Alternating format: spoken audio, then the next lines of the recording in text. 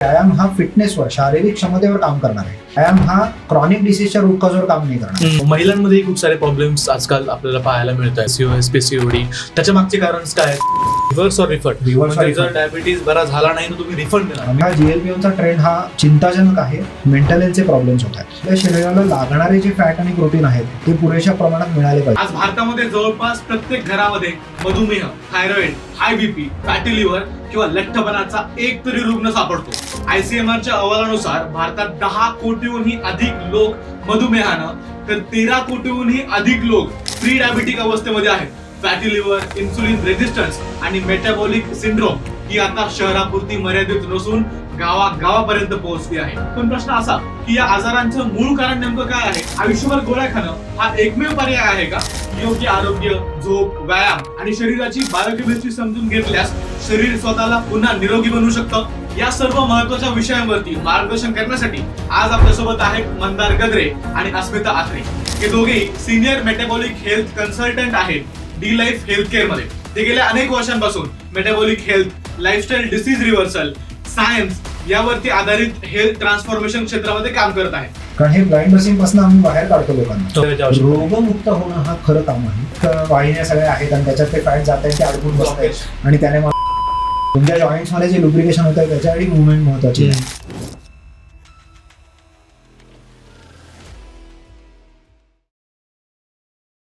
Sir, ma'am नमस्कार आणि स्वागत आहे तुमचं बोल मराठी युट्यूब पॉडकास्टमध्ये. या चर्चेची सुरुवातच मला यापासून करायची आहे की क्रॉनिक डिसीजेस आज सर्रास वाढलेत. प्रत्येक घरामध्ये कोणाला काही ना काही आजार आहे आणि त्या जीवनशैलीमुळे ते झालेले आजार आहेत. सो तुम्ही क्रॉनिक डिसीजेसला कसं डिफाईन कराल, ते म्हणजे नेमकं काय? धन्यवाद मला इथे बोलवल्याबद्दल. क्रॉनिक लाईफस्टाईल डिसीजेस असं पूर्ण नाव मी वापरतो, म्हणजे जीवनशैलीचे आजार. म्हणजे तुम्ही मगाशी म्हणलात तसं की जीवनशैलीमुळे झालेले, म्हणजे कुठल्याही अपघाताने, ऍक्सिडेंटनी झालेले नव्हे किंवा कुठल्याही इन्फेक्शनमुळे झालेले नाही, हे सोडून जे काय उरतात ते सगळे जीवनशैलीचे आजार आहेत. आपलं शरीर एका विशिष्ट पद्धतीने बनलेलं आहे, त्याच्या विशिष्ट अपेक्षा आहेत आपल्या खाण्याकडून, आपल्या हालचालीकडून, व्यायामाकडून, झोपेकडून. तर ह्या आपल्या मूलभूत अपेक्षांच्या पासून आपण जेव्हा दूर येतो तेव्हा आपण आजारी पडतो. तर त्याला असं मी त्याला डिफाईन करतो की त्याला आपण म्हणूया जे जीवनशैलीचे आजार म्हणून ते झालेले. त्यामुळे आम्ही साध्या भाषेत काय काम करतो की ती जी मूलभूत बायोलॉजी आपली आहे, जे जीवशास्त्र आहे, त्याच्या जवळ तुम्हाला घेऊन येतो. जवळ जसं तुम्ही याल तसे ते डिसीज निघून जातात. आता ह्या रोगांमध्ये कोण कोण आहेत तर ह्याचा आपल्या ओळखीचे असलेले डायबिटीस, मधुमेह आहे, हाय ब्लड प्रेशर आहे, PCOD, फॅटी लिव्हर, हायपोथायरॉइडिझम, त्याच्यामध्ये ओबेसिटी आहे, अनेक वर्ष वाढलेलं वजन, किडनी डिसीज आहे, युरिक ऍसिड वाढलाय किंवा मग ट्रायग्लिसराइड्स वाढले ज्याला आपण डिस्लिपिडिमिया म्हणतो ते आहेत, HDL कमी आहे. त्याच्यामध्ये गमतीचा एक भाग म्हणजे अल्झायमर्स देखील आहे, विस्मरण, ज्याला गेली अनेक वर्ष टाईप 3 डायबिटीस म्हटलं जात आहे, जे अगदी बरोबर आहे नाव. म्हणजे तो जणू काही मेंदूला झालेला डायबिटीस आहे असं. तर हे सर्व डिसीजेस हे ह्या लाईफस्टाईल क्रॉनिक डिसीजेस मध्ये येतात आणि ते शरीरातनं घालवता कसे येतील याच्यावर आम्ही मुळात काम करतो. म्हणजे ह्या क्षेत्रात साधारण आता काय घडतं याचा मी थोडासा तुम्हाला अंदाज देतो की आमच्याकडे येण्याच्या आधी लोकांनी 3 गोष्टी साधारण याच्यासाठी प्रयत्न केलेले असतात. 3 प्रयत्न केले असतात. एक म्हणजे की ते ह्या रोगांसाठी काही गोळ्या औषधं घेत असतात. आता आपण नीट बघूया की त्या गोळ्या औषधांचं काम काय आहे की त्या रोगाचं जे काही लक्षण आहे, सिम्पटम आहे, ते खाली दाबून धरणं एवढं त्या गोळीचं काम आहे. म्हणजे बीपीचा त्रास असेल तर ते बीपी खाली दाबून धरणं, शुगरचा असेल तर शुगर खाली दाबून धरणं, हे त्याचं काम आहे. बरं, हा इफेक्ट 12 तास 24 तास जेमतेम टिकतो, परत उद्या सकाळी उठून मला ही गोळी घ्यायला लागते. सो हे गोष्ट लोक करतात की गोळ्या औषधं घेतात, पण त्याने रोग शरीरातून जात नाही बघा, फक्त लक्षण मॅनेज होत आहे आणि म्हणूनच लोक वर्षानुवर्ष ते घेतात. ठीक आहे. दुसरी गोष्ट लोक करतात म्हणजे त्यांना जे काही समजलंय किंवा कोणी सांगितलंय किंवा कुठे त्यांनी वाचलंय, ऐकलंय, त्यानुसार ते खाण्यातले काही बदल करतात. आता अनेकदा हे खाण्यातल्या बदलांबद्दलचा जो सल्ला आहे हा मूलभूत जीवशास्त्र सांगून दिलाच जात नाही. त्यामुळे तो चुकीचाही असतो किंवा अर्धवट असतो आणि त्यामुळे रोग शरीरातनं जाणं हे जे खरं तर आपल्याला हवं आहे, रोगमुक्त होणं, ते त्यातनं अचीव होत नाही. ह्याच्याच मध्ये मी खाण्याशी रिलेटेड प्रॉडक्ट विकणारे लोक पण ह्याच्यातच मोजतो. कोणी तुम्हाला चूर्ण विकतंय, ज्यूस विकतंय, शेक्स विकतंय, बिया, पावडरी, जे काय ते सगळे त्याच्यातच मी मोजतो. आपल्यापैकी अनेकांनी त्यातले काही ट्राय केले असतील. आणि तिसरा प्रकार म्हणजे की लोक व्यायाम वाढवून बघतात की एखादा अगदीच बैठा असेल तर तो सकाळचं चालणं चालू करतो किंवा एखादा तो करत असेल तर तो जिमला जातो. आता व्यायाम करणं चांगलीच गोष्ट आहे, व्यायाम करायलाच पाहिजे, पण व्यायाम हा फिटनेसवर, शारीरिक क्षमतेवर काम करणार आहे. व्यायाम हा क्रॉनिक डिसीजच्या रूट कॉजवर काम नाही करणार. आणि आम्हाला हे कसं बघायला मिळतं तर आमच्याकडे ऍथलीट्स येतात, जिम ट्रेनर्स येतात की ज्यांची बीपीची गोळी आहे, फॅटी लिव्हर आहे, डायबिटीस आहे. जर व्यायाम कमी पडतोय म्हणून जर मुख्यतः क्रॉनिक डिसीज होत असते तर मग ऍथलीट्स आमच्याकडे आले नसते. म्हणजे आपल्या डोक्यात अनेकदा काय असतं की अरे आता 35 आली, 40 आली, माझी फिजिकल ऍक्टिव्हिटी थांबली, मी आता बैठच काम करतो गेली 10-15 वर्ष म्हणून मला डायबिटीस बीपी झाला. ते पूर्ण अंशी खरं नाही, कारण आमच्याकडे ऍथलीट्स पण येतात. म्हणजे गोळ्या औषधं, आहारातले बरोबरचे बदल आणि तिसरं म्हणजे व्यायाम. कारण व्यायाम हे चुकीच्या पद्धतीने अप्लाय केला गेलेला आहे. म्हणजे it's the right answer but for the wrong reason, right. So ह्या 3 गोष्टी करून लोक आमच्याकडे येतात, पण त्यामुळे त्यांच्या शरीरातला रोग गेलेला नसतो. आम्ही जे काम करतो ते चौथं कम्प्लिटली वेगळं काम आहे की जे बायोलॉजीवर, फाउंडेशनल रूट कॉजवर काम करून तो शरीरातनं रोगच कसा जाईल, काढता येईल याच्यावर आम्ही काम करतो. आणि असं काम केल्यामुळेच या पहिल्या 3 क्षेत्रातले लोक ऍक्च्युली आमचे पेशंट असतात. म्हणजे गोळ्या औषधं लिहून देणारे डॉक्टर, डाएट चार्ट लिहायला शिकणारे न्यूट्रिशनिस्ट, डायटिशियन आणि उत्तम व्यायाम करणारे खेळाडू असतील किंवा जिम ट्रेनर, हे 3ही पद्धतीचे लोक आमचे पेशंट असतात डी लाईफ मध्ये. बरोबर. महिलांमध्ये खूप सारे प्रॉब्लेम्स आजकाल आपल्याला पाहायला मिळत आहेत, पीसीओएस, पीसीओडी. त्याच्या मागचे कारण काय आहेत, हे त्याला देखील आपलं लाईफस्टाईलच कारणीभूत आहे का? हो, महिलांच्या बाबतीमध्ये विशेषतः हे जसं सांगितलं ते म्हणजे मसल बिल्डिंग या गोष्टीकडे महिलांनी कधी लक्षच दिलेलं नसतं. त्याच्यामुळे इन्सुलिन रेझिस्टन्स ही जी कंडिशन असते ती बळावायला मदत होते. होतं कसं, 35 नंतर हळूहळू जे महिलांमधलं इम्पॉर्टंट हार्मोन असतं इस्ट्रोजेन, ते हळूहळू डिक्लाइन व्हायला लागतं. त्याची ऍक्च्युअली लक्षणं जी आहेत ती पेरिमोनोपॉझल एज मध्ये म्हणजे 40 नंतर कधीही दिसायला लागू शकतात. त्याच्यामध्ये व्हरायटी ऑफ गोष्टी घडतात. म्हणजे हेअर लॉस होईल, वजन वाढायला लागेल, फटीग येईल सतत, किंवा सुचत नाही, ब्रेन फॉग ज्याला म्हणलं जातं हल्ली कॉमनली, ही सगळी लक्षणं दिसायला लागतात. आणि ही लक्षणं दिसायला लागली की एकाच कारणाखाली ते ढकललं जातं. म्हणजे आता तुझा मेनोपॉज जवळ आला असेल बाई, पण मेनोपॉज बाईला येणारच आहे. सो अशा काळामध्ये जे काही शरीरात बदल घडतायत, म्हणजे इस्ट्रोजन कमी होतंय, त्यामुळे इस्ट्रोजनचं जे महत्वाचं कार्य असतं ते लिव्हरमध्ये असतं. आपल्या लिव्हरला बायकांच्या इस्ट्रोजनची खूप मदत होते इन ग्लुकोज मेटाबॉलिझम ऍज वेल. त्यामुळे डिक्लाइनिंग इस्ट्रोजनच्या कंडिशन मध्ये जर का इन्सुलिन रेझिस्टन्स ही ऍडेड कंडिशन जर का असेल तर हे सगळे जे लक्षणं आपल्याला दिसली ही आणखीन प्रकर्षाने याला थोडंसं तुम्ही सोप्या भाषेत सांगू शकता का? हे जे तुम्ही शब्द वापरतात मी पहिल्यांदा ऐकतोय, मला वाटतं आपल्या ऑडियन्सलाही याच्याबद्दल जास्त माहिती नसेल, तर हे कशामुळे होतं आणि याला सोप्या भाषेत आपण काय म्हणतो? बेसिकली कुठल्याही बाईच्या शरीरामध्ये जी ओव्हरी असते त्याच्यामध्ये एग सेल्स असतात की ज्याचं फर्टिलायझेशन होऊन हे फायनली मूल जन्माला येण्याची प्रक्रिया घडते. मूल जन्माला आलं नाही तर ओव्ह्युलेशन होऊन ही जी एग सेल असते ती डिक्लाइन होते. असं करत करत 40 पर्यंत हा जो एग रिझर्व्ह असतो, म्हणजे ही जी काही अंड सेल म्हणतात, ही जी असते म्हणजे अंडपेशी ज्याला म्हणतात, त्या कमी कमी होऊन जातात आणि फायनली मेनोपॉज येतो, म्हणजे बाळी येण्याचं बंद होतं. ही नॅचरल प्रक्रिया आहे. आता ह्या प्रक्रियेमध्ये दर महिन्याला इस्ट्रोजन नावाचं एक अतिशय इम्पॉर्टंट हार्मोन हे बाईच्या ओव्हरीज मधनं सिक्रेट होत असतं. आणि हे जे इस्ट्रोजन असतं हे बायकांना जे ताकद मिळण्याचं काम असतं हे इस्ट्रोजन शरीरामध्ये असण्यामुळे होतं. जर इस्ट्रोजन कमी होत झालं तर थकवा येणं हे वाढत जातं. ही जी कंडिशन असते ती बळावायचं काम म्हणजे थकवा वाढण्याचं काम हे जर का त्या बाईमध्ये इन्सुलिन रेझिस्टन्स सुद्धा असेल, जास्त कार्बोहायड्रेट्सच्या सेवनाने असेल किंवा चुकीच्या पद्धतीच्या जीवनशैलीच्या असण्यामुळे असेल तर हे जास्त प्रकर्षाने दिसतं. बरोबर. त्यामुळे अशा कंडिशन मध्ये ब्रेन फॉग, थकवा येणे या ज्या गोष्टी होतात त्या दिसतात. आणि अशा बायकांना कॉमनली सल्ला मिळतो की 40 नंतर तर थकवा जाणवणारच आहे तुला. सो यावेळेला त्यांच्या जीवनशैलीमधला सगळ्यात महत्वाचा बदल तो म्हणजे त्यांनी रेझिस्टन्स ट्रेनिंग केलं पाहिजे. आज अनेक महिला ज्या असतात त्यांना असं वाटतं की रेझिस्टन्स ट्रेनिंग ही मुलांनी करण्याची गोष्ट आहे. रेझिस्टन्स ट्रेनिंग म्हणजे जिम मध्ये जाऊन वजन उचलणं. बायका व्यायाम करतात म्हणजे काय, बागेत चालायला जाणार किंवा योगा करतात. या दोन्ही गोष्टींचा स्नायूंची मजबूती वाढवण्यामध्ये उपयोग काहीच नाही. आणि त्यामुळे इन्सुलिन रेझिस्टन्स ही कंडिशन रिव्हर्स करण्यामध्ये जे स्नायूंचं योगदान असतं ते बायकांच्या बाबतीमध्ये आणखीनच कमी असतं. त्यामुळे हा एक इम्पॉर्टंट जीवनशैलीतला बदल बायकांनी केला पाहिजे. आणि म्हणलं तसं लिव्हरला सपोर्ट करणाऱ्या गोष्टी म्हणजे आहारातले बदल हेही तितकेच महत्वाचे त्या काळामध्ये होतात. याच काळामध्ये अजून एक बायकांच्या शरीरात महत्वाचा होणारा बदल म्हणजे ऑटो इम्युन कंडिशन्स डेव्हलप होतात. म्हणजे ऑटो इम्युन कंडिशन्स म्हणजे बॉडीमध्ये अँटीबॉडीज तयार होतात की ज्या बॉडीच्या वेगवेगळ्या टिश्यूज वरती अटॅक करायला सुरुवात करतात आणि त्यामुळे त्यांचं कार्य हे कमी कमी होत जातं. सो ह्या कंडिशन्सचं प्रमाणही बायकांमध्ये वाढताना दिसतंय. अनेकदा कसं होतं, थायरॉइड फंक्शन कमी होतं, म्हणजे खूप वजन वाढायला लागलं की डॉक्टर सांगतात तुम्ही थायरॉइड टेस्ट करून घ्या, आणि मग TSH वाढलेलं असतं किंवा T3 T4चं हे वाढलेलं असतं, कमी झालेलं असतं. त्याप्रमाणे त्यांना हॉर्मोनच्या गोळ्या दिल्या जातात, म्हणजे थायरॉक्सिन दिलं जातं. अशा केसमध्ये ही कंडिशन आली का आहे याचं निदान होत नाही. त्यामुळे ऑटो इम्युन कंडिशन साठी डायग्नोसिस करून घेणं फार महत्वाचं आहे. म्हणजे आज आम्ही डिलाईफ मध्ये असे अनेक केसेस केले आहेत की हाशिमोटोस थायरॉइडिटिस हा जो थायरॉइड ग्लँडचा ऑटो इम्युन डिसीज आहे त्याचं निदान हे सबक्लिनिकल स्टेजला, म्हणजे जिथे थायरॉइड ग्लँड ऑलरेडी डॅमेज झालेली नाही त्या स्टेजला करून तिथनं डिसीज प्रोग्रेस होणार नाही अशा प्रकारची जीवनशैली बायकांना आम्ही देतो, आणि त्यामुळे त्यांना जी हॉर्मोनच्या गोळ्या घ्याव्या लागतील ती कंडिशन येत नाही. बरोबर. सो त्यांना मेडिसिन्स वरती अवलंबून राहावं लागत नाही, ते नॅचरली आहारातल्या मॅनेजमेंटमुळे ऑटो इम्युन कंडिशन हाशिमोटोस सारखी ही बाजूला ठेवू शकतात. अशा अनेक प्रकारच्या ऑटो इम्युन कंडिशन्सवर आम्ही डिलाईफच्या ह्याच्यातनं काम करतो.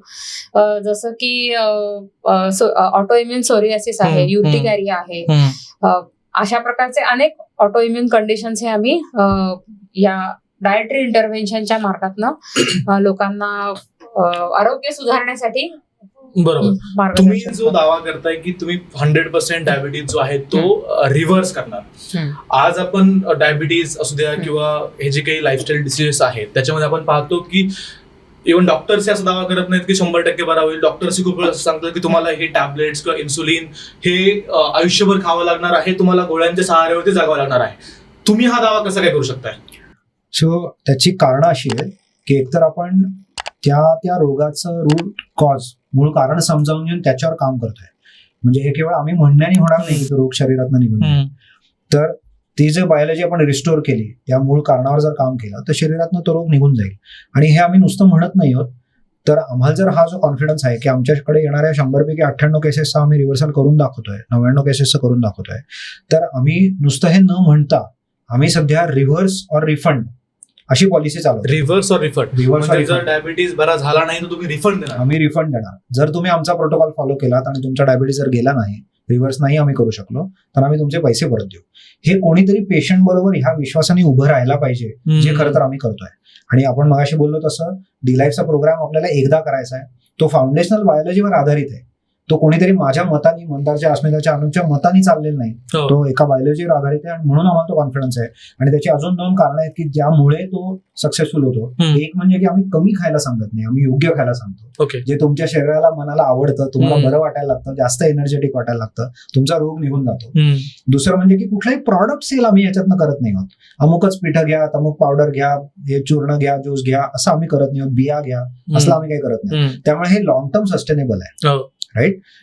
आणि तिसरं म्हणजे की तुम्ही प्रवासात आहात, वेगळ्या पद्धतीचं तुमचं शेड्यूल आहे, व्यायाम करायला थोडं कमी जास्त जमतंय, नाही जमत आहे, काही स्ट्रेस आहे, तर ह्या सर्वांमध्ये ही लाईफस्टाईल कशी मेंटेन करता येईल याचंही मार्गदर्शन आम्ही करतो. कारण ह्याही कारणामुळे अनेकदा लोकांची योग्य लाईफस्टाईल ही सुटून जाते. त्यामुळे जर मला कमी खायचं नसेल, मला जर स्ट्रेस आणि ट्रॅव्हल ह्या सगळ्यामधनं ती कशी मेंटेन करायची ह्याचं शिक्षण मिळणार असेल, जर ते खाऊन माझ्या शरीराला, मनाला छान वाटणार असेल, माझा डिसीज जर निघून जाणार असेल, कारण परत आपण मूलभूत बायोलॉजीवर काम करतोय, तर असं एकदा फॉर्म्युला मिळाल्यावर माणूस लॉंग टर्म ते फॉलो करतो. आणि म्हणून आम्हाला तो विश्वास आहे की आम्ही तुमचा डिसीज रिव्हर्स करू शकतो. आणि ह्याची फक्त बडबड न करता आम्ही तुमच्याबरोबर उभे आहोत, म्हणून आम्ही रिव्हर्स रिफंड चालवतो.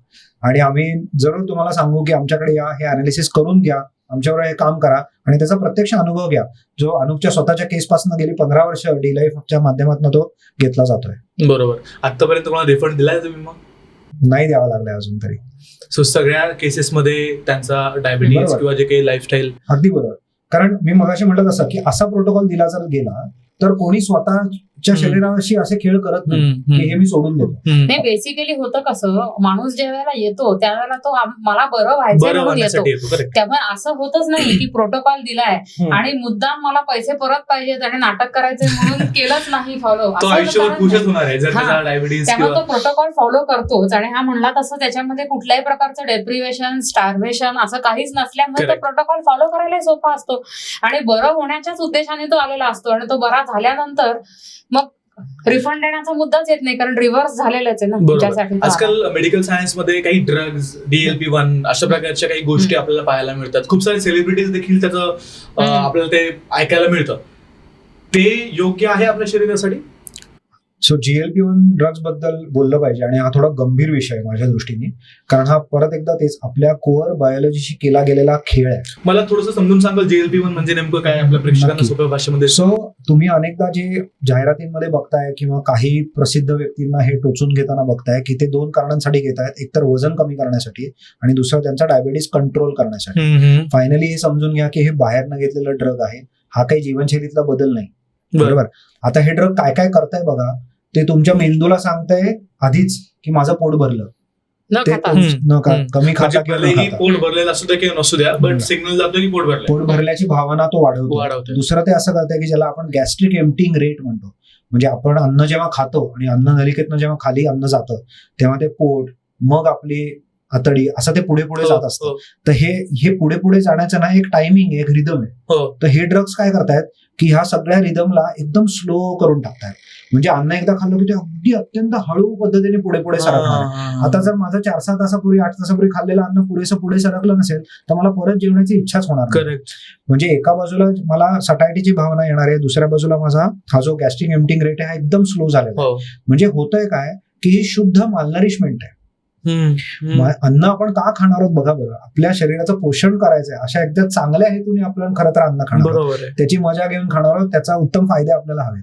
इथे आपण उलटच करतोय की आहे ते खाल्लेल्या अन्नाला पुढेच जाऊ देत नाही, त्यामुळे नवीन अन्न मी खाणार नाही. आणि या सगळ्या मागे एक चुकीचा विचार आहे की मी कमी खाल्लं तर मी बारीक होईल. या चुकीच्या विचाराने हे केलं जात आहे. चुकीचं म्हणताय कारण कमी खाऊन बारीक होता येत नाही. आपण अनेकांनी करून ऑलरेडी बघितलं. बरोबर, कमी खाऊन लोक काय म्हणतात की बघा बरं, तुम्ही कॅलरी कमी खाताय आणि जास्त खर्च करताय, म्हणजे एवढा डिफरन्स असेल तेवढा तुमचा फॅट लॉस होईल. अहो पण तुमचं शरीर अशी ही एवढी सिम्पल मेकॅनिस्टिक सिस्टीम नाहीच आहे. तुमचं शरीर ही डायनॅमिक सिस्टीम आहे. म्हणजे काय, ती सदैव बदलतीये. तिला जर दिसतंय की मला पुरेसं पोषण बाहेरनं मिळत नाहीये आणि माझा अमुक एक खर्च तर मला दिवसाचा करायलाच लागणार आहे, तर तो बाकी काही ठिकाणचा खर्च कमी करून टाकेल. म्हणजे एखाद्याला असं म्हणणं की तू कमी खान बारीक होशील म्हणजे तुझं आरोग्य सुधारेल, हे असं म्हणण्यासारखं आहे की ठीक आहे, तू महिन्याभराचे तुमचे खर्च कमी करून टाका, पोरांच्या शाळेच्या फिया भरू नका, गाडीत पेट्रोल भरू नका, महिन्याच्या शेवटी जास्त पैसे उरतात, झालात की तुम्ही श्रीमंत, हे असा सल्ला देण्यासारखा आहे. त्यामुळे हे चुकीचं आहे. तर GLP-1 कडे जर मी परत आलो तर हा शरीराशी केलेला खेळ आहे. त्याने मालनरिशमेंट होतीये, योग्य ते फॅट प्रोटीन ह्या लोकांना खाताच येत नाही, त्यामुळे त्यांची बोन डेन्सिटी कमी होते, मसल मास लॉस होतो. बरं, अन्न पुढे नाही जात, त्यामुळे सदैव नॉशिया होत राहतो, ऍसिडिटी होत राहते. सकाळी उठल्यावर नॉशिया होतो पहिल्या ब्रेकफास्टच्या वेळेपासूनच, त्यामुळे खाण्याची इच्छाच होत नाही. मग अशी लोक जेव्हा वजन कमी करतात म्हणजे काय होतं, त्यांचं फॅट लॉस तेवढ्या पुरता होतो काही महिने, पण त्याच्याबरोबर बोन डेन्सिटी लॉस पण होतो, मसल लॉस पण होतो, जे तुम्हाला खरं तर नकोय. आणखी भयंकर याचा एक प्रकार असा आहे की खाणं ही आपली फार मूलभूत भावना आहे. म्हणजे मला भूक लागली, मी खाणं शोधलं आणि मी खाणं खाल्लं, तर याच्यामध्ये मला एक चॅलेंज आधी आलं, मग ते चॅलेंज मी ओव्हरकम केलं आणि मला छान वाटलं. ह्या सर्व भावना खरं तर माणसाच्या मनाला, मेंदूला हव्या, कारण त्याच्यातनं एक बॅलन्स साधला जातो. आता काय करतोय आपण, त्याला इतक्या मूलभूत पातळीला हात घातलाय. त्यामुळे ह्या लोकांमध्ये अॅनहेडोनिया म्हणजे त्यांना आनंद वाटवू शकत नाही मेंदूमध्ये, अशा गोष्टी घडतात की त्यांची आनंद वाटण्याची स्थितीच कमी होऊन जाते, खूपच कमी आनंद. मग त्यांना नुसतं खाण्याचं नव्हे, तुम्ही त्यांना म्हणलात चल अरे कुठेतरी बाहेर जाऊ, ट्रेकला जाऊ, खेळायला जाऊ, तर तुमचा तो टोचून घेणारा मित्र म्हणेल. पण त्याला तर असं याचा तर आनंद असेल ना की माझं वेट लॉस झालेलं आहे, की माझं डायबिटीस कंट्रोल झालं, त्याचा आनंद असेल. अगदी बरोबर. तर तो तेवढ्या पुरता टिकतो, कारण हा जेव्हा तुम्ही हे ड्रग घ्यायला थांबवाल, कोणीच हे आयुष्यभर तसंही घेणार नसतं. ते चालू तर उत्साहाने करतात. सध्या डेटा असा बघण्यात आलाय, गेले 10-15 वर्षांचा स्टडी या ड्रगचा होतोय. साधारणतः लोक 2 वर्ष घेतात, अनेक कारणांनी 2 वर्षानंतर थांबवलं जातं. कधी पैशाचं कारण असतं, कधी माणूस सिम्पली त्या आता ड्रग घेतलं 2 वर्ष त्याला सवय होऊन जाते, मग आता त्याला काही नाविन्य राहत नाही, मग सुटतं. अशा आणि हे जे मी सगळे इफेक्ट सांगतोय भयंकर इफेक्ट्स आहेत, त्याच्याहीमुळे ते ड्रग्स सुटतात. मग ते 2 वर्षानंतर एकदा ते ड्रग्स घेणं थांबवलं की वजन परत येतच, आणि वजन परत येतं तेव्हा ते मसल मास परत वरती येत नाही, कारण तुम्ही मुख्य लाईफस्टाईल सुधारलेलीच नाही, तुम्ही प्रोटीन खात नाही आहात, तुम्ही व्यायाम करत नाही आहात. त्यामुळे वरती परत वजन येताना सगळं फॅट येते. म्हणजे तुम्ही जरी वजनाने कमी थोडेसे झाला असला तरी तुम्ही फॅटर झाला आहात. म्हणजे तुम्ही जास्त स्थूल झाला आहात, वजन भले कमी होते पण तुमचं बोन डेन्सिटी मसल लॉस झालेला आहे आणि फॅट वाढलेलं आहे. अशा विचित्र परिस्थितीत तुम्ही अडकता. म्हणून तुम्ही असं बघितलंय की, आणि काही प्रसिद्ध व्यक्तींचे तुम्ही फोटोही बघितले असतील की, असे हे टोचन घेणारे लोक, त्यांचे चेहरे सगळं शरीर असं खप्पडून म्हणजे चुकीच्या पद्धतीने ते बारीक होत आहेत. म्हणजे हा GLP-1चा ट्रेंड हा चिंताजनक आहे.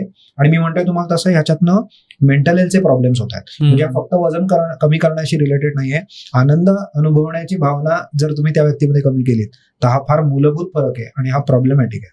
त्याच्याबरोबर अजून काही साईड इफेक्ट आहेत जे थोडे रेअर आहेत, पण लिव्हरला त्रास होणं, पॅन्क्रियासला त्रास होणं, तुमची ओव्हरऑल इंटेस्टाईनची सगळी ही जी मुवमेंट होती, रिदम चालू आहे तोच थांबून जाणं, मग यातनं भयंकर प्रॉब्लेम्स होतात. अशा व्यक्तींना ऍडमिट करायला लागतं. हे सर्वांमध्ये होईल असं नाही, पण आणि उलट्या बाजूला जर बोलायचं झालं तर आमच्याकडे अशा काही केसेस आलेल्या आहेत की 6-6 महिने ड्रग टोचून घेतले, 1 किलो सुद्धा वजन कमी झालं नाही. म्हणजे प्रत्येक व्यक्तीमध्ये ते होईल असंही काही सांगता येत नाही. बरं, गंमत बघा, आता हे ड्रग्स घेणाऱ्या लोकांना वरनं मग सांगितलं जात आहे की आता पुरेसं प्रोटीन खा, की वजनाच्या म्हणजे तुमच्या शरीराचं वजन जेवढं किलोमध्ये आहे तेवढे ग्रॅम तरी प्रोटीन खा. पण मग पूर्वी तर तुम्हाला सांगितलं जात होतं की तेवढ्याने तुमचं किडनी खराब होईल. मग आता तेवढंच प्रोटीन खाऊन तुमची किडनी आता नाही खराब होत.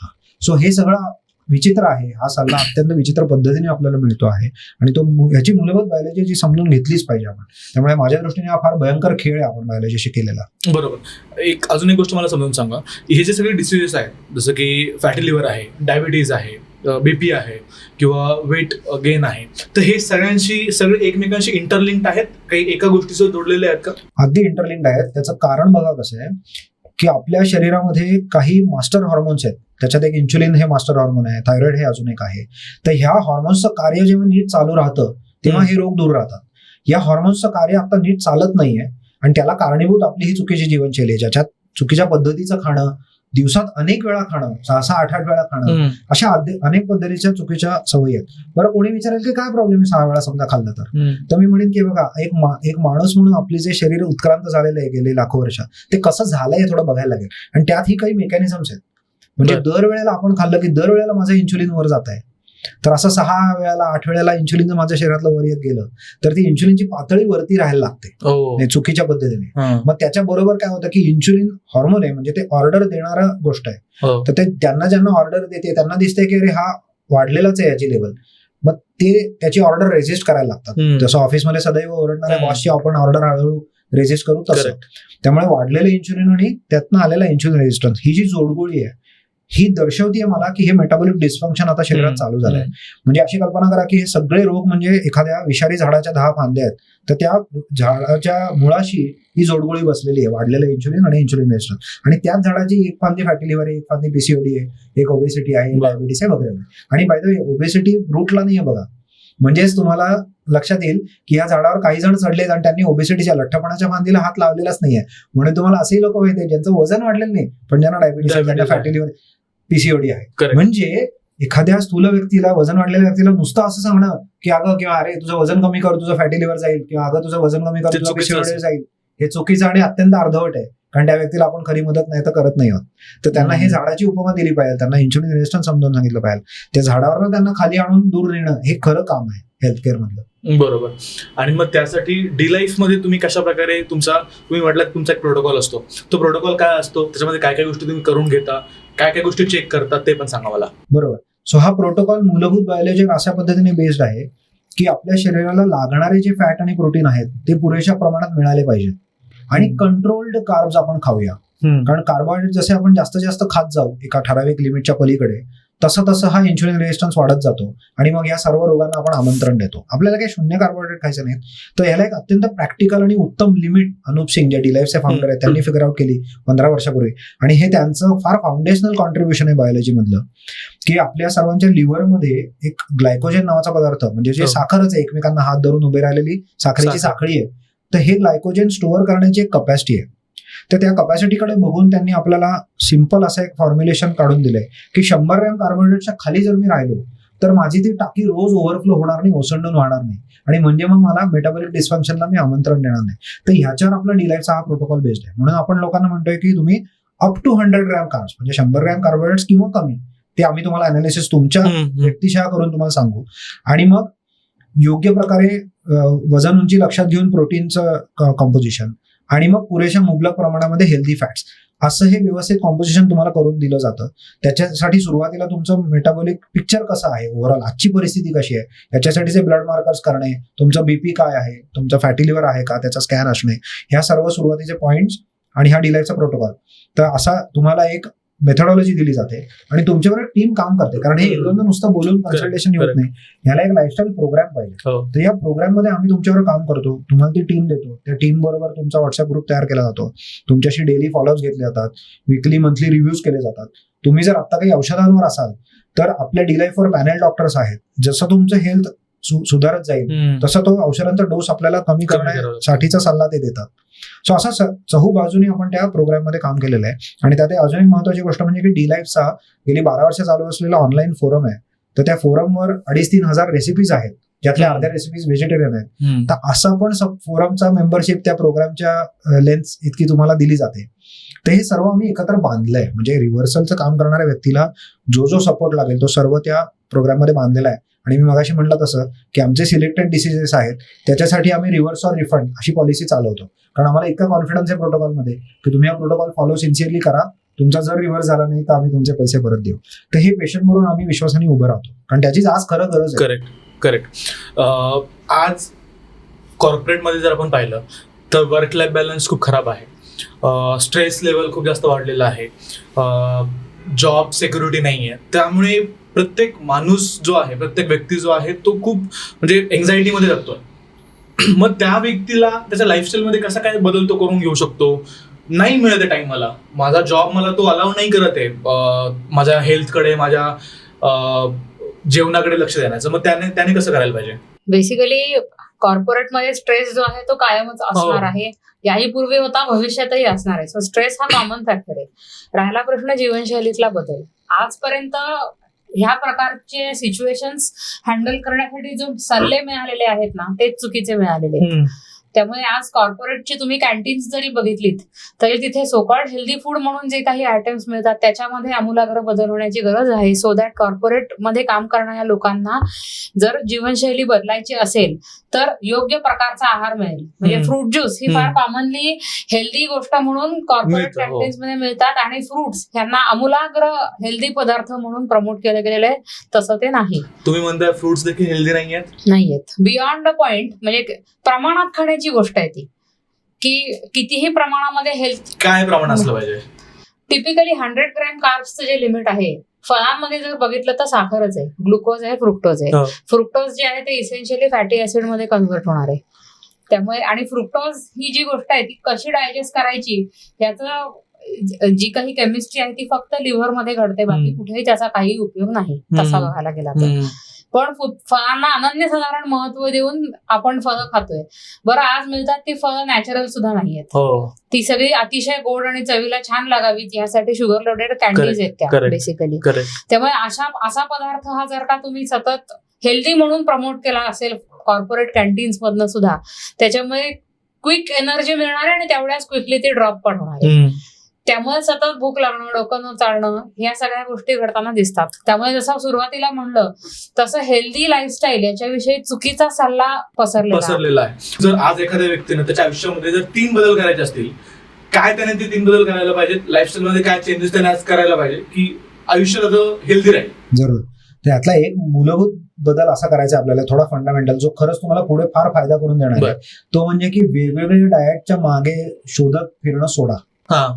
हे वेगवेगळे डाएट शोधत फिरणं म्हणजे नुसते टीव्हीचा हा चॅनल आवडला तो ट्राय केला, पुढचा हा नाही आवडला तो पुढचा ट्राय केला, असं करत बसण्यासारखं आहे. मी तुम्हाला म्हणतोय तो चॅनल टीव्ही सगळं सोडून द्या आणि बाहेर मोकळ्यावर या आमच्या बरोबर. कारण आपल्या माणसाची सगळ्यांची आपली कॉमन एक बायोलॉजी आहे, त्याच्या अनुसार तुम्ही जर खायला शिकाल तर तुम्हाला हे डाएट शोधत फिरायला नाही लागणार. म्हणजे हे दुष्टचक्र थांबेल तुमचं फायनली. मग त्याचा विचार कसा कराल? तर आपल्या शरीरात जे काही बनलंय ते फॅट प्रोटीननी बनलंय, म्हणजे माझं शरीर मला सांगतंय ना हे, आणि कार्बोहायड्रेट्स कंट्रोल मला ठेवायचं. सो फॅट प्रोटीन हे प्रायोरिटाईज करा.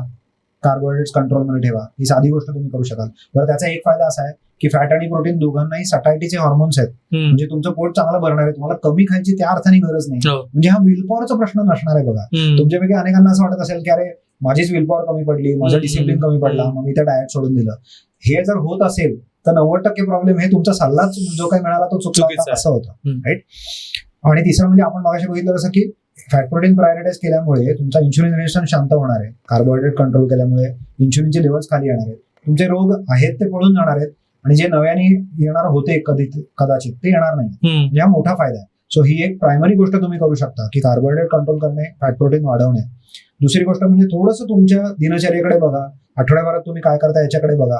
थोडा वेळ स्वतःसाठी काढायला शिका, कारण तुमच्या जॉबमधला आजचा स्ट्रेस किंवा तुमच्या बिझनेस मधला काही व्यस्तता हे जाणार नाहीये, हे तसंच राहणार आहे. त्यामुळे इनफॅक्ट उलटा विचार करा की माझं शरीर आणि मन असं रोबस्ट असलं पाहिजे की मी या सर्वांना तोंड देईन. तर थोडा वेळ स्वतःसाठी काढा. तुम्ही अगदीच जर बैठे असाल तर थोडा व्यायाम चालू करा. काही ना काही मसल बिल्डिंग, स्ट्रेंथ बिल्डिंग करा. अस्मिता म्हणली तसं हे स्त्रियांनी सुद्धा करण्याची अगदी नितांत गरज आहे, कारण मसल सर्वांना आहेत. मसल्सवर काम सर्वांनी केलं पाहिजे. तो हा एक महत्वाचा बदल आहे. आणि तिसरं म्हणजे थोडंसं आपल्या स्क्रीनकडे बघण्याच्या वेळेनुसार म्हणा किंवा याच्यामुळे खूप असं होतं की आपले झोपेचे टायमिंग, सूर्यप्रकाश पुरेसा न मिळणे, फारच वेळ इंडोअर्स असणे, आत असणे हे खूप चालू आहे. तर ती एक सवय तुम्ही बदलू शकता. अर्थात आमच्याकडे असे अनेक लोक येतात की त्यांना त्या सवयी बदलणं शक्य नाही, पण त्यांनी जर पहिल्या 1 आणि 2 ह्या गोष्टी केल्या तर त्यांना उत्तम फरक पडतो. कारण अनेकदा काहींचं काम तसं असतं किंवा काहींना रात्रपाळी करायला लागते. त्याही व्यक्तींना आम्ही उत्तम फायदा करून देऊ शकतो. पण एक लाईफस्टाईल चेंज म्हणून तुम्ही या 3 गोष्टी जरूर करू शकता. बरोबर. आता डायबिटीज मध्ये 2 प्रकार असतात, टाईप 1 डायबिटीज, टाईप 2 डायबिटीज. तर त्याच्यामध्ये दोन्हीमध्येही सेम प्रकारे इफेक्ट दिसतो, दोन्हीमध्येही आपल्याला चांगला उपाय त्यावरती करता येऊ शकतो.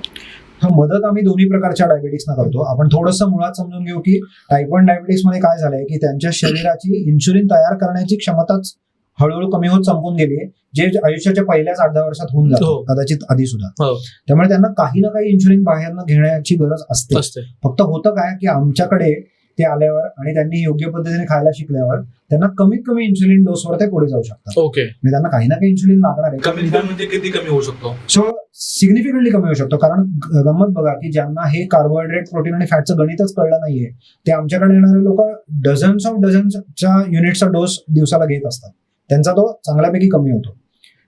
टाईप 2 मध्ये काय होत आहे की बऱ्यापैकी गोळ्या आधी दिल्या जातात, दिवसात एकदा, दिवसात 2दा, आणखी स्ट्रॉंग गोळी, वेगळ्या प्रकारच्या गोळ्या, ग्लुकोज शरीरातनं बाहेर काढणाऱ्या गोळ्या, ह्या एकदा देऊन हळूहळू संपायला लागल्या. हे ऑप्शन्स कमी व्हायला लागले की मग एका पॉइंटला HbA1c तर कमी होत नसतं, मग इन्शुलिन ऍड केलं जातं. हे देताना त्या व्यक्तीच्या शरीरातली, त्या टाईप 2 डायबिटिकच्या शरीरातली इन्शुलिन प्रोडक्शन करण्याची कपॅसिटी ही कमी झाली की नाही हे कोणी फारसं बघत नाही. तर ते एक तर खरं तर टेस्ट व्हायला पाहिजे, जे होत नाहीये. पण असो, तर त्याला इन्शुलिन दिलं जातं आणि आपल्या प्रोटोकॉलवर मग त्यांच्या इन्शुलिनची गरज कमी होत जाते. कारण तुम्ही एवढे कार्बोहायड्रेट्स खाणार नसाल, पुरेसं फॅट प्रोटीन खाणार असाल, तुम्ही कमी इन्शुलिन रेजिस्टंट आता होणार, म्हणजे इन्शुलिन सेन्सिटिव्ह तुम्ही होणार, तर तुमची इन्शुलिन बाहेरनं घेण्याची गरज संपून जाते. तुमच्याकडे अशा अनेक केसेस आहेत की ज्यांचं इन्शुलिन इंजेक्शनच मुळी त्याचा डोस हळूहळू शांतपणे कमी करत आम्ही 0वर आणलेला आहे. आता यातलं एक महत्वाचा पॉईंट असा लक्षात घेतला पाहिजे की याच्यामध्ये अनेकदा ब्लाइंड डोसिंग केलं जातं. ब्लाइंड डोसिंग की नुसतंच जेवणाचा अनालिसिस त्यांना न शिकवता की तुम्हाला सकाळ, दुपार, संध्याकाळ अमुक इन्शुलिनचा डोस टोचून घ्यायचा एवढंच सांगितलं जातं आणि रात्रीचा झोपतांचा डोस एवढंच सांगितलं जातं. तो डोस कसा बदलतो किंवा त्याचा अर्थ तुमच्या जेवणाशी त्याचा संबंध कसा आहे हे समजून सांगितलं जात नाही. तर आपण तसं नाही करत. आम्ही त्यांच्या मील्स अनालिसिस करून त्यांना सांगतो की तुम्ही अशा पद्धतीने जेवण तुम्ही खाणार नसाल तर तुमचा डोस असा कमी होऊ शकतो. किंवा एखाद दिवशी तुमच्या हातात हे नसेल आणि तुमचं वेगळ्या पद्धतीने म्हणजे डिलॅक्टच्या प्रोटोकॉलच्या बाहेर समजा खाणं झालं तर तुम्हाला इन्शुलिन घ्यायला लागू शकतं समजा, तर ते कसं घ्या, हे कसं कॅल्क्युलेट करा, ह्याचं हँडहोल्डिंग आणि शिक्षण दिलं जातं. हे फार मूलभूत शिक्षण आणि याच्यामध्ये डिलाईफ आणि अनुप सिंग हे टॉप एक्सपर्ट्स आहेत. कारण हे ब्लाइंड डोसिंग पासून आम्ही बाहेर काढतो लोकांना. एक दिवस ते इन्शुलिन त्याचं सुटणार आहे टाईप 2 डायबिटीसचं, पण ह्या प्रवासांमधून ते जात असताना त्यांना इन्शुलिन डोसिंग कमी करण्याचं शिक्षण त्यांच्या मील्सकडे बघून, जेवणाकडे बघून, पॅटर्नकडे बघून हे आम्ही देतो, जे फार महत्वाचं कॉन्ट्रीब्युशन. करेक्ट. तुम्ही मला सरांची जर्नी सांगा की अनुप सिंग यांची जर्नी काय राहिलेली आहे. त्यांनाही डायबिटीज झाला होता, त्यांची पॉडकास्ट पाहिली की त्यांना स्वतःला डायबिटीज झाला होता, तिथून त्यांनी ते रिकव्हर केलं. तर त्यांची स्टोरी काय? बरोबर. सो अनुप सिंगची थोडं मागची पार्श्वभूमी सांगायची तर 2011ला त्यांचा स्वतःचा डायबिटीस डिटेक्ट झाला. 2011 म्हणजे आता 15 पेक्षा जास्त वर्ष होऊन गेली. तेव्हा त्यांना नेहमीच्या पद्धतीप्रमाणे गोळ्या पण दिल्या गेल्या, तर त्यांनी बाजूला ठेवल्या आणि हम्म. ते म्हणले की मला हे अनालिसिस केलं पाहिजे आणि हे कुठनं हो. येतं, हा विचार कुठनं येतो. तर अनुप सिंग हे ब्रिलियंट इंजिनियर स्वतः आहेत, अत्यंत उत्तम क्रिटिकल थिंकिंग आणि एक स्वतंत्र विचार करणारी व्यक्ती आहे. म्हणजे IIT रुड़कीमध्ये सिल्वर मेडलिस्ट असलेला हा माणूस जेव्हा त्याला डायबिटीसचं निदान होतं तेव्हा तो वेगळा विचार करतो. तो म्हणला की ठीक आहे, मला हे उघडून बघू तर दे, याची बायोलॉजी काय, याचा काय? रूट कॉज काय. हा. आणि मग तेव्हा परदेशचे लोक आपल्याला काय सांगतायत की तुम्हाला जर डिसीज रिव्हर्सल करून बघायचं असेल तर तुम्हाला एकच मार्ग आहे की तुम्हाला आमच्यासारखं परदेशच्या लोकांसारखं खाल्लं पाहिजे, एग्ज अँड स्टेक खाल्लं पाहिजे. तर मग अनुप म्हणतो हे अनेकदा शक्य नाहीये आणि त्याच्यासाठी त्याला लिव्हरच्या ग्लायकोजन कपॅसिटीवर मग अशी म्हणल्याप्रमाणे तो अनालिसिस त्याचं करून तो एक फॉर्म्युलेशन आपल्या सर्वांना देतो आणि जे तो स्वतःवर इम्प्लिमेंट करतो की 100 ग्रॅम कार्बोहायड्रेटच्या पलीकडे आपल्याला जायचं नाही. त्याच्या खाली जर तुम्ही राहिलात तर तुमचा आहे तो डिसीजही जाऊ शकतो आणि नवीन येणार नाही. म्हणजे प्रिव्हेन्शनचं काम पण तिथेच होणार आहे. तर हे त्यांचं बायोलॉजी मधलं एक फार फाउंडेशनल कॉन्ट्रीब्युशन आहे. कारण त्या लिव्हर ग्लायकोजन होल्डिंग कपॅसिटीकडे बघून हे फिगर आउट करणं की अरे ह्याच्यामध्ये डिसीज रिव्हर्सलचा मार्ग आहे आणि हे अत्यंत प्रॅक्टिकल आहे. मला काही शून्य कार्बोहायड्रेट्स खायचे नाहीत, मला कंट्रोल खायचे आहेत आणि ते कंट्रोल म्हणजे नुसता हवेत बोललेला नंबर नाही, राईट. तो त्याला एक स्पेसिफिक लिमिट आहे आणि त्याला ती बायोलॉजीवर आधारित आहे, ती अनुपच्या किंवा माझ्या कोणाच्या मतावर आधारित नाही. तर या क्षेत्रामध्ये आज मतांची बजबज पुरी झालेली आहे. प्रत्येक जण आपलं मत पुढे रेटतोय. माझी तर इच्छा आहे की मंदार गद्रे तुम्ही विसरून जा, बायोलॉजी लक्षात ठेवा. ह्युमन बायोलॉजी आपल्याला जे काय सांगते ते आपण लक्षात घेऊन जर केलं तर आपले डिसीज जातील. करेक्ट. पुढे अनुपची फार इंटरेस्टिंग जर्नी झाली. 2014 त्यांनी फॉर्मली डी-लाईफ चालू केलं की जो एक ऑनलाईन फोरम होता जो पहिले 3 वर्षात त्यांनी फ्री चालवला. 11ला त्यांना डायबिटीज झाला, त्यांनी 14ला डी-लाईफ चालू केलं. म्हणजे 3 वर्षामध्ये त्यांनी स्वतःचा डायबिटीज रिव्हर्स केला. त्यांना 3 वर्ष सुद्धा लागलेलीच नव्हती, पण ते 3 वर्ष ते वेगळ्या बाकी फोरम्सवर लोकांना शिकवत होते. ओके. तिथे गंमत अशी झाली की लोकांना अनुपचे हे क्रांतिकारी विचार अनेकांना पचत नव्हते, पटत नव्हते. काहींना पटत होते ते त्यांना सपोर्ट करत होते, ज्यांना पचत नव्हते ते त्यांना वेगळ्या फोरम्सवर त्यांचे ऍडमिन्स काढून टाकायचे, मग ते वेगळ्या नावाने परत यायचे. ही सगळी इंटरेस्टिंग जर्नी ही 3 वर्ष चालू होती. कारण अनेकदा जगाला क्रांतिकारी विचार पटायला, पचायला, लक्षात यायला वेळ लागतो. मग 14 साली अनुप म्हणाले की आता हे फोरम वाले मला त्रास देतात, आता माझा फोरम असला पाहिजे. म्हणून डी-लाईफचं फॉर्मल काम 2014 साली चालू झालं. पहिली 2.5-3 वर्ष अनुपनी फ्रीमध्ये हा फोरम चालवला. जेव्हा अनेक लोक तिथे येऊन त्या फोरमवर आपले ब्लड रिपोर्ट पोस्ट करायचे, क्वेश्चन्स पोस्ट करायचे, अनुप त्यांना मदत करत असत आणि हे सर्व ते पैसे न घेता तेव्हा करत होते. अनेकांच्या डिसिजननी तेव्हाच रिव्हर्स करायला चालू केलं. मग हळूहळू त्याला थोडी फी लावली आणि मग 20 सालापर्यंत त्यांना लक्षात आलं की ह्याच्यात आता खूप नॉलेज एकत्रित आलेलं आहे, खूप ज्ञान साठलेलं आहे, त्यांच्याकडे माहिती साठलेली आहे. मग 20 साली त्यांनी ह्याच्यातलं फॉर्मल सर्टिफिकेशन चालू केलं.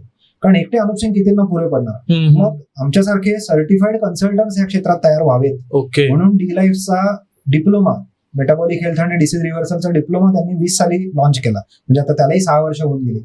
या 6 वर्षात या डिप्लोमाचे विद्यार्थी 375च्या पलीकडे गेलेले आहेत, ज्यातले 75 लोक स्वतः डॉक्टर्स आहेत. अरे वा. नीट लक्षात घ्या, म्हणजे इंजिनियर कडून डॉक्टर आताही शिकतायत. कारण हा मेटाबॉलिक हेल्थ विषय, डिसीज रिव्हर्सल विषय हा अनफॉर्च्युनेटली बाकी ठिकाणी मिसिंग आहे. तो हे 375 विद्यार्थी 23 देशांमध्ये पसरलेले आहेत. हा आता फक्त भारतीय विषय राहिलेला नाही, आम्ही ग्लोबल फेनॉमेनन आहोत. सो ह्या सर्व विद्यार्थ्यांच्या थ्रू आता हे डिसीज रिव्हर्सलचं काम इतक्या देशांमध्ये पसरलं आहे. डी-लाईफच्या डिप्लोमाला नॅशनल आणि इंटरनॅशनल अक्रेडिटेशन आहे. म्हणजे जगातला हा सगळ्यात जास्त एक्झॉस्टिव्ह, सगळ्यात जास्त डिटेल आणि मोस्ट अक्रेडिटेड असा हा कोर्स आहे. म्हणजे UKCPD अक्रेडिटेशन आम्हाला उत्तम आहे. 150च्या पलीकडे त्याचे क्रेडिट आपल्याला आहेत, जे जगात कुठलेही अशा पद्धतीच्या कोर्सला नाहीत. भारताचं NSDC ज्याला आपण म्हणतो स्किल इंडिया अक्रेडिटेशन आहे. म्हणजे डी-लाईफचं सर्टिफिकेट जसं तुम्ही तुमचं आधार कार्ड, पॅन कार्ड डिजिट लॉकरमध्ये घेता तसं तुम्हाला त्याच्यामध्ये घेता येतं. सो हे इंडियन गव्हर्नमेंट रेकॉग्नाइज सुद्धा आहे. म्हणजे तुम्ही फॉर्मली हे सर्टिफिकेशन करून जगातच नाही तर म्हणजे भारतातच नाही तर जगात सुद्धा हे काम तुम्ही करू शकता. सो स्वतःचा केलेला डिसीज रिव्हर्सल 2011 पासून अनेकांना शिकवलं. 14 साली फॉर्मली डी-लाईफ लॉन्च केलं, त्यातून शिकवलं. 20 साली कोर्स लॉन्च केला. आता आमच्यासारख्या अनेक लोकांना तयार शिकवलं की त्यांच्याकरवी तुम्ही डिसीज रिव्हर्सल करू शकता. मग मध्ये 3 वर्ष मेटाबॉलिक हेल्थ कॉन्फरन्स मोठ्या प्रमाणावर की ह्या क्षेत्रातले दिग्गज आले पाहिजे, त्यांनी लोकांशी बोललं पाहिजे. ती अनुपनी महत्वाचं सांगायचं म्हणजे की त्याची रेकॉर्डिंग युट्यूबवर फ्री मध्ये बघायला ठेवली, त्याच्यासाठी पैसे न आकारता. हे फार महत्वाचं काम आहे. अशा कॉन्फरन्सेसच जगात झालेले नाही.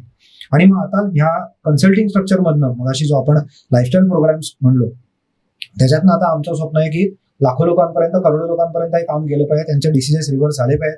आणि त्यांनी हा प्रोग्राम आमचा एकदाच करायचा, तो काय पुन्हा पुन्हा करायची गरज नाही. रोगमुक्त होणं हा खरं काम आहे. कारण नाहीतर म्हणजे आयुष्यभर असं कुबडी घेऊन चालण्यासारखं की पायाच्या स्ट्रेंथवर कामच नाही केलं असं काहीतरी ते होतं की आपण ते ऍक्सेप्ट करून चालले की मला आता हे गोळ्या औषधं घ्यायचं. म्हणजे मी लोकांना गमतीने म्हणतो की तुम्ही टीव्ही सिरियल्स मध्ये, पिक्चर मध्ये बघता की घरातल्या ज्येष्ठांची, वडीलधाऱ्या मंडळांची काळजी घेणं म्हणजे काय की त्यांना वेळेवर औषधं देणं. पण कोणीही थांबून विचारत नाहीये की त्यांना या औषधाची गरज निर्माण का झाली आहे आणि त्यांचं हे जाऊ शकतं का औषध, किंवा त्याची गरज संपू शकते का, आणि त्यांना जर झालाय तर 30 वर्षानंतर मला ते होऊ नये म्हणून मी काय करू शकतो. हे खरे प्रश्न आहेत विचारण्यासारखे, ते विचारले पाहिजे. आणि या कामासाठी अनुप सिंगना 2018 मध्ये आयकॉन्स ऑफ इंडिया अवॉर्ड मिळालं होतं. तसंच आता रिसेंटली महाराष्ट्र रत्न पुरस्कार सुद्धा मिळालेला आहे. छान छान. सो इकडे तुम्ही आता मध्यंतरी आता बोलताना तुम्ही म्हटलं की आपल्याला ते गोळ्या खावाच लागणार आहेत. पर्टिक्युलरली एका एज नंतर असं होतं की त्या गोळ्याशिवाय आपण जगूच शकत नाही. मोस्टली असं वाटतं की जे वयस्कर असतात, वडीलधारे असतात, 60-70 नंतर डायबिटीज होतो, बीपी वाढतो, आणि त्यांना ती मेंटॅलिटी तशीच बनते की मला आता या गोळ्या आयुष्यभर खावाच लागणार आहे. तर त्यांच्यामध्येही असे बदल घडतात. म्हणजे आता एक केस सांगते या बाबतीमध्ये. 73 वर्षांच्या आजी होत्या. त्यांना सर्व प्रकारची ओरल डायबिटीसची मेडिसिन चालू होती. शिवाय त्या दिवसाला 30 ते 36 युनिट्स एवढं इन्सुलिन घेत होत्या. हा म्हणला तसं ब्लाइंड डोसिंग या पद्धतीने चाललेलं होतं. आणि तसंही करून ज्या वेळेला त्या आल्या कन्सल्टेशनसाठी, त्यावेळेला त्यांची शुगर 290 ते 300 अशी काहीही रॅन्डम असायची आणि त्या कम्प्लिटली क्लूलेस होत्या. एवढं वय असूनही त्या चालायला जाणं, घरातली सगळी कामं स्वतः करणं, हे सगळं करत होतं. 73 वर्षाच्या बाईला यापेक्षा जास्त तुम्ही व्यायाम करा म्हणजे तुमची शुगर कमी होईल, हा मेनस्ट्रीम सल्ला तर काही उपयोगाचा नव्हता. सो ह्या डायटरी, आणि ह्या व्हेजिटेरियन होत्या. सो ह्या डायटरी इंटरव्हेन्शन मधनं 140च्या खाली त्यांची ब्लड शुगर ही कन्सिस्टंटली आहे गेले 8 महिने. ग्रेट. आणि हे रिझल्ट त्यांना पहिल्या 3च महिन्यात म्हणजे 14 आठवड्यामध्ये सोशल मीडियावरती ह्या बाईंची केस स्टडी ही पब्लिश्ड आहे. आणि कसं कसं प्रोग्रेस होत गेली आणि सुधारणा होत गेली आहे ही सुद्धा डिटेल टाकलेली विथ ब्लड रिपोर्ट, ती बघू शकतात जाऊन. छान.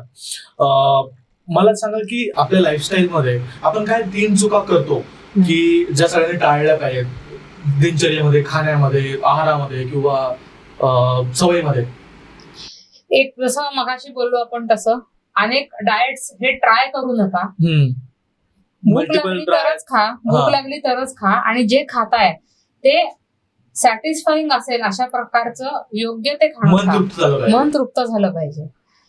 नुसत्याच सॅलड्स खाल्ले, नुसतीच फळं खाल्ली, नुसत्याच भाज्या खाल्ल्या, नुसतेच सूप्स घेतले, अशा प्रकारचे कुठलेही अघोरी प्रयोग आपल्यावर करू नका. आणि दुसरं म्हणजे सोशल मीडियावरती जे इन्फ्लुएन्सर्स आहेत आज, की जे खूप प्रचंड प्रमाणात सप्लिमेंट्स पुश करतात. अनेक लोक आमच्याकडे असे येतात की दिवसाला 20 ते 25 सप्लिमेंट्स घेत आहेत. सो त्यांना पहिला सल्ला असतो, तू बाबा अन्न का खात नाहीये, सप्लिमेंट्स का खातोय. आपण मुख्य उत्तरपत्रिका न लिहिता डायरेक्ट सप्लिमेंट मागतो का परीक्षेला? नाही मागत ना. सो सप्लिमेंट ही सप्लिमेंट असते.